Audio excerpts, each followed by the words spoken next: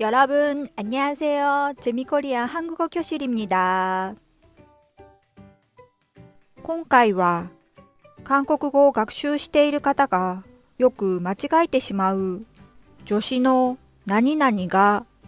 についてご紹介いたします。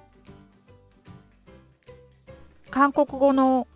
助詞の何々がは接続される名詞の最後の文字がパッチムで終わっている場合、接続される名詞の最後の文字がパッチムでない場合、がとパッチムのありなしによって接続される言葉が異なります。日本語がなので、韓国語もが接続される場合は問題ないのですが、バッチムで終わっている場合は、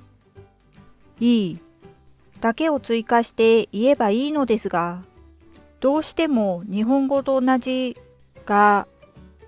まで言いたい気持ちが日本の方にはあるようで、バッチムで終わっている名詞の場合、とが両方言ってしまう方が多いです。ではどうしたらがまで言ってしまう癖を直すことができるのでしょうか。まず名詞のみの発音を練習し、該当の単語を完全に覚えてから助詞が接続された状態で発音練習をします。要は名詞だけなのか、助詞が接続された状態なのかをしっかり認識できていないため、自分が言いやすい言葉を言ってしまっています。単語を覚えるインプットの量よりも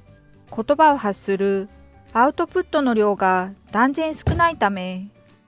無意識に母国語と似ている言い方を選択してしまっているのです。接続される名詞の最後の文字がパッチムで終わっている場合、接続される名詞の最後の文字がパッチムでない場合、がしっかり違いを把握し、声に出してたくさん発音練習をしましょう。最後にいいねとチャンネル登録を잘 부탁드립니다。